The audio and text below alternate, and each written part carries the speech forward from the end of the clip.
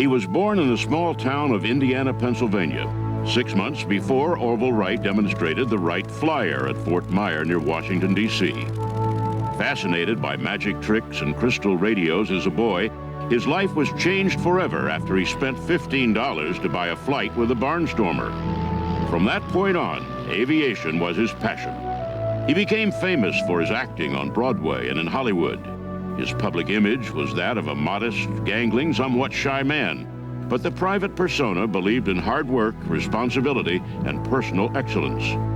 When the draft began in 1940, this Hollywood star tossed aside his career and enlisted in the Army. With the outbreak of the Second World War, he fought to enter combat and rose through the ranks from private to brigadier general, earning respect as commander of a B-24 squadron.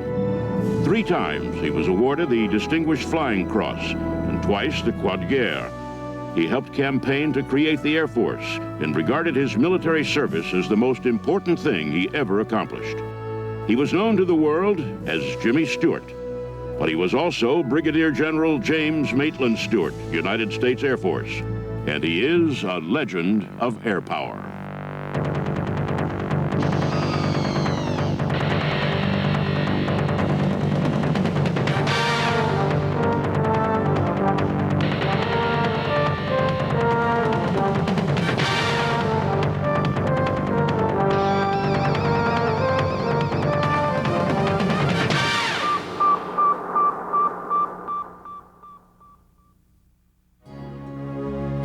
Jimmy Stewart was born on May 20th, 1908, the only son of Alex, proprietor of the J.M. Stewart & Company hardware store, and Bessie, an organist at the local Presbyterian church. He discovered his fascination with aviation about the same time as the rest of the country. Many pilots returning from World War I found themselves without work and making their living with war surplus airplanes, barnstorming across the country. One of them landed in a farmer's field near Jimmy's hometown.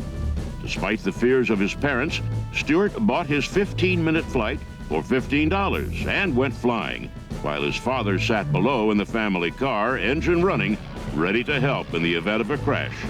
He landed a changed person. Barnstorming pilots were very popular in the 20s, and a pilot did land outside of town, and he pestered his father to go up in the plane, and his father didn't want him to, and he scraped together the money, and his father did allow it. However, a good friend of the family, Dr. Torrance, also went along for the ride, and that was Jimmy's first taste of flying. From that point on, Stewart kept a scrapbook with clippings of major aviation events. One such event was the flight of Charles Lindbergh 10 years later. In fact, his cross-Atlantic flight occurred on Stewart's 19th birthday. Excited by this historic flight, Jimmy placed a model of Lindbergh's Spirit of St. Louis airplane in the window of the Stewart hardware store, which was kept lit at night. A wire attached to a round board suspended the model between a drawing of the Woolworth Building in New York and the Eiffel Tower in Paris. As wire reports from the Indiana Evening Gazette across the street spelled out Lindbergh's progress, Jimmy dutifully ran back to the hardware store to move the model, letting the rest of the town know how Lindy was doing. Oh, he was crazy about flying. There's a little book called How to Fly an Airplane. It's about ½ an inch thick in red leatherette. And the first 14 pages are the history of flying. Then after that, they get into how to fly an airplane. And Jim pored over that book. Flying would be a lifelong passion for Stewart. Years later, sitting on movie sets between takes, he could be found curled up with a flying magazine. But it would be quite some time before Jimmy would climb into the cockpit himself. After graduating from Princeton in 1932, he embarked on an acting career that eventually landed him in Hollywood as an up-and-coming star. Now being paid for his talents, Stewart used the money to finance his childhood dream, learning to fly. Within a year, he would be flying his own plane. In less than 10 years, he would be commanding his own squadron of bombers. By 1936, Stewart had logged several hundred hours of flying and owned a 3-passenger Stinson HW-75. As predicted, he used it to escape the glare of press agents and the pressure of making as many as 6 films a year. But Jimmy always found time for family and friends. He was always Jim Stewart. He'd come home, he'd be just the same as he was. You'd have no idea that he was a famous man. And he was unfailingly kind. He would fly home after he bought his first airplane. He did fly home to Indiana, Pennsylvania to visit his parents, and I understand that he would follow the train tracks.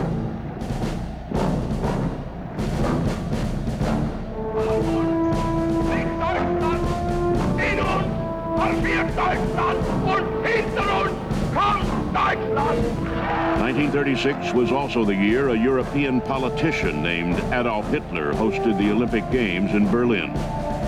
Hitler used the games to showcase his National Socialist Party and intended they would also flaunt Aryanism and his serious rebuilding of Germany's military strength. Back in the United States, most Americans only knew about the games and Hitler from what they saw in the newsreels at the movies.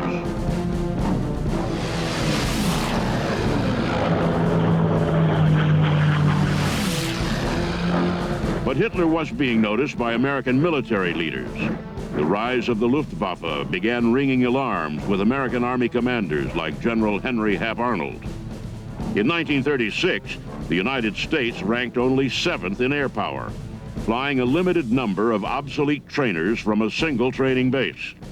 The only bombers that existed were twin-engine, medium-range aircraft, totally unsuited for anything but a defensive battle. Arnold, faced with tight budgets and a Congress reluctant to invest in new aircraft, pushed civilians to begin building airstrips and learning how to fly. Stewart was anxious to help. Southwest Airlines was one of the companies that pledged to train pilots for the military effort, and Jimmy invested in the program. The result was some 80 new flyers. But it pointed Jimmy Stewart at something far more serious than his film career. He was one of Hollywood's most eligible bachelors, and he was a star in the film industry. When Jimmy Stewart was first in Hollywood, it must have been a magical time. Hollywood in the 1930s, he was single, good-looking, acted in films with a lot of the really popular stars of the day. Joan Crawford, Ginger Rogers, dated, and really was a bachelor about town. But Stewart wondered if it wasn't just a bit frivolous and unimportant. It looked like there was a war coming, and Jimmy wanted to do his part. Congress passed the draft September 16, 1940, calling for nearly 1 million men between the ages of 20 and 36. Much to the horror of the studio bosses, Jimmy Stewart announced he was going to enlist, referring to his draft notice as the only lottery I ever won. He wanted to fly, and despite an early ambition to attend the Naval Academy, he signed up with the Army and went to take his physical. He failed. He was 10 pounds underweight. Stewart was furious. He played football at his weight and felt that he had a responsibility to serve his country. If the Army wanted him to weigh more, he'd simply go on a binge. When Jimmy Stewart first went to take his physical for induction into the Army, he failed the weight test. He was underweight and was below the limit acceptable by Army standards. He thought the whole idea was ridiculous, that he couldn't serve his country because he was underweight. He did go back and take the test again, and this time the Army looked the other way, and Jimmy Stewart entered the Army. Jimmy Stewart passed the weight requirement by 1 ounce and ran out to a waiting friend shouting, "I'm in, I'm in." He reported for duty at Moffett Field, California on March 22, 1941, despite the protests of MGM studio boss Louis B. Mayer. Hollywood leading man Jimmy Stewart became Private James Stewart, U.S. Army. The studio Jimmy Stewart was with at the time he wanted to enlist in the Army was MGM. And MGM was not happy with his idea to enlist.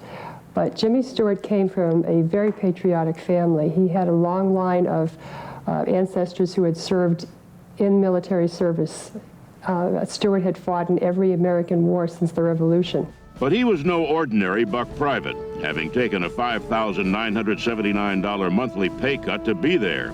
He was Jimmy Stewart, the Academy Award-winning actor, the man who'd kissed some of the most beautiful women on Hollywood's silver screen, and inevitably he drew attention. The biggest help, sir, he said, would be no publicity, no interviews, no publicity stunts, no radio interviews, Jimmy told Colonel George Usher, his commanding officer at Moffett Field. But Colonel Usher knew the determined actor turned private was there for a reason. He wanted to fly. Jimmy Stewart entered the Army hoping to fly and become part of the Army Air Corps. He did have over 100 hours of air time before he went into the Army. Knowing that he would have to pass a very stiff proficiency test, he actually paid for an additional 100 or so hours of flying time so that he would be able to pass that test. Urged into Army Air Corps extension training by his understanding commander, Stewart persevered.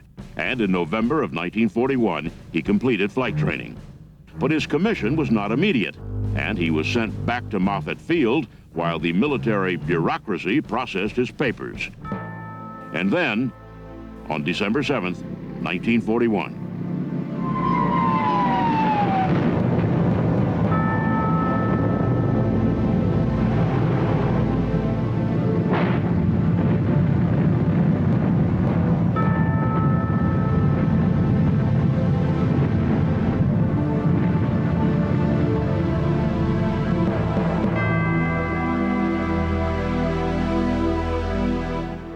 I ask that the Congress declare that since the unprovoked and dastardly attack by Japan on Sunday, December 7th, 1941, a state of war has existed between the United States and the Japanese Empire.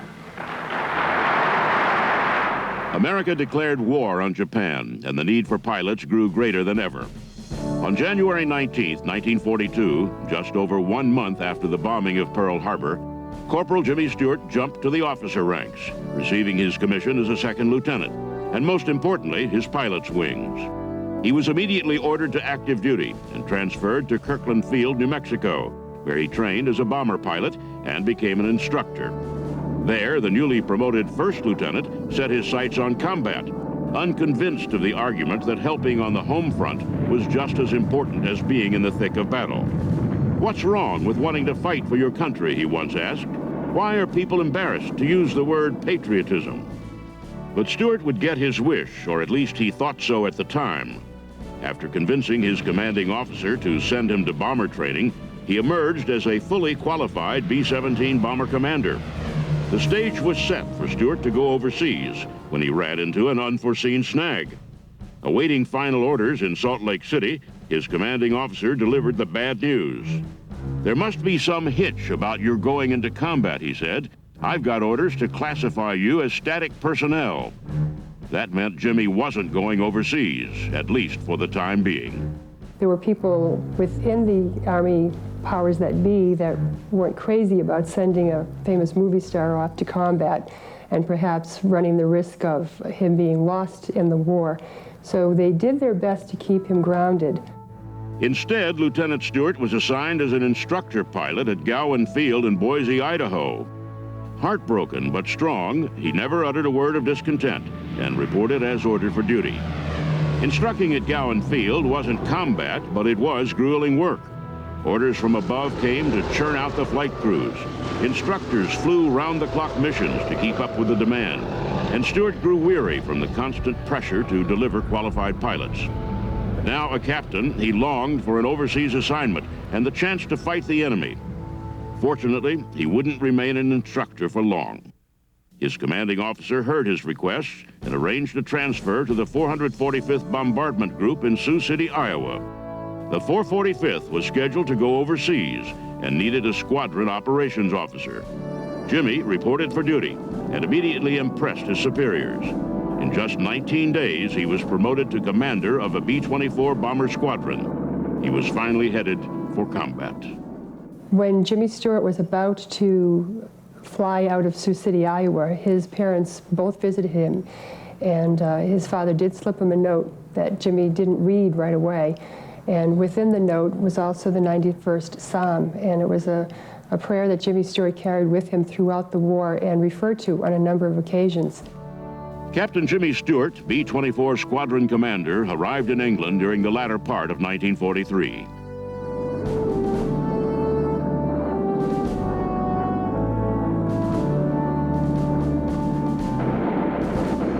During his tour of duty, he flew 20 combat missions over the German cities of Bremen, Frankfurt, and Berlin, to name a few. Hundreds of bombers were lost during those missions, but Stewart's calm command style held his squadron together, earning him accolades from peers and superiors alike. Serving with distinction, he was awarded the Distinguished Flying Cross with 2 oak leaf clusters, the Air Medal with 3 oak leaf clusters, France's Croix de Guerre with palm, and emerged from the war as a colonel in command of the bomber wing he served for so long. Colonel Ramsey Potts was honored to present Jimmy Stewart with the Distinguished Flying Cross. 8th Air Force lost over 6,000 airplane bombers and during the campaign, and we had over 50,000 casualties. He led a number of very difficult missions, including one to Berlin, and it may well have been that DFC was awarded to him because of his leadership on one of those very difficult missions. Jimmy Stewart was a talented flyer, and beyond that, he was a leader. The men, you know, he could have been hated in his outfit. Just think about it. Here's a movie star, guy with tremendous amount of income, could walk at any time. He could have walked from his task. He didn't demand special duties. He didn't demand special promotions. He was in the ranks, went up, made his way on his own. Tremendous leader. Stewart returned to America in September of 1945, noticeably grayer, but nonetheless the same gangly, modest, and somewhat shy man he always had been. True to his nature, he refused to let the MGM studio bosses use his war record to promote his movie career, instead electing to quietly leave active duty for the Air Corps Reserve. But this would not be the end of Jimmy Stewart's military career. When Jimmy Stewart returned from World War II, he was a colonel. He had gone in as a private and rose to the rank of colonel by the end of the war. He went back to Hollywood without a contract. MGM did not renew his contract, and he worked without a contract for a number of years, actually. One condition that he did have written into a contract was that they could not use his war record to promote a film. He did not want to be known as a war hero. 1946 was a busy year for the actor turned war hero. His first movie after World War II was Frank Capra's holiday classic, It's a Wonderful Life, for which he received an Academy Award nomination. He also found time that year to help establish the Air Force Association, a lobbying organization aimed at turning the Army Air Corps into a separate military branch. Stewart was elected National Vice President and was one of 6 board members to meet with President Truman on Air Force matters. The following year, President Truman signed the National Security Act, authorizing creation of the United States Air Force. Jimmy Stewart was proud to be a member of this new service, pledging his support as a reserve officer, board member of the Air Force Association, and as the master of ceremonies for Air Force awareness events such as Wing Ding 48. James, I know that there are very few people can do it this way, but you have the talent. Usually people finish with a song or a dance. They do something. Don't you do anything? Oh, you see, I don't have to do anything. I'm a colonel. Now in his early 40s, with World War II over and having been established as one of Hollywood's most acclaimed actors, Jimmy Stewart felt the need to settle down. In 1948, Jimmy met Gloria Hattrick McLean at a dinner party hosted by fellow Hollywood screen star Gary Cooper. Their romance quickly flourished, and a year later, they were married. She was very high style, very sophisticated. And Jim wasn't, but he thought she was beautiful and wonderful, adored her, just absolutely adored her. Gloria had 2 young sons from a previous marriage, Ronald, age 5, and Michael, age 3. But to Jimmy, that just meant more family. I don't think Jimmy Stewart ever felt that he was anything less than a father to both Ronald and Michael. They were very young when he married their mother, and they were his boys, and he was their dad, and they called him Dad. I don't think he ever looked upon them as stepsons. They were his sons. 2 years later, Jimmy and Gloria added twin girls to the family. A devoted father and husband, he found a way to bridge the time among family, a film career, and the Air Force Reserve.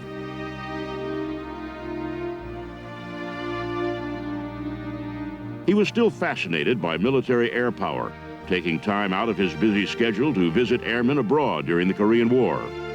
Recognized for his continued achievements by the Air Force, he was promoted to Brigadier General in 1959, a post he would hold until his retirement in 1968. By the 1960s, the next generation of Stewarts was serving in the military.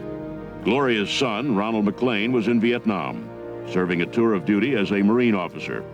Jimmy and Gloria pledged their support by visiting him as part of a goodwill tour. Unfortunately, it would be the last time they would ever see their son. In the spring of 1969, Jimmy and Gloria Stewart went on a goodwill tour of Vietnam. They met up with their son, Ron, and enjoyed their visit with him and met a lot of his friends and visited with a number of military personnel. Tragically, about 3 months later, in June of 1969, Ronald was killed, which devastated them both. When Ronald was killed in the war, he may have mourned privately, but he did not seem to be mourning because he said he died in the service of his country, and you can't ask for anybody to do more than that. But Gloria mourned. She never got over that losing that boy. But the shy, modest war hero from Indiana, Pennsylvania was proud of Ronald. And just like the bomber pilots he served with who never returned, Stewart knew his son had died with honor. He would never forget the brave men and women who risked and sometimes lost their lives for their country. He always held the military in high esteem and once told an Aerospace Education Foundation audience, "My service in the military has made me a better citizen, and for that I am grateful to the United States Air Force." The Academy of Motion Picture Arts and Sciences held him in high esteem too, awarding him an honorary Oscar in 1985 for his 5 decades in Hollywood. His star is a fixture along Hollywood's Walk of Fame, and in his hometown of Indiana, Pennsylvania stands the Jimmy Stewart Museum, a collection of exhibits on his life as both an aviator and a celebrity. But Jimmy Stewart regarded his duty to the United States as his most important achievement. He will be remembered by many as an accomplished actor, a Hollywood statesman, and most importantly, a decorated war hero. His name is James Maitland Stewart, and he is a legend of air power.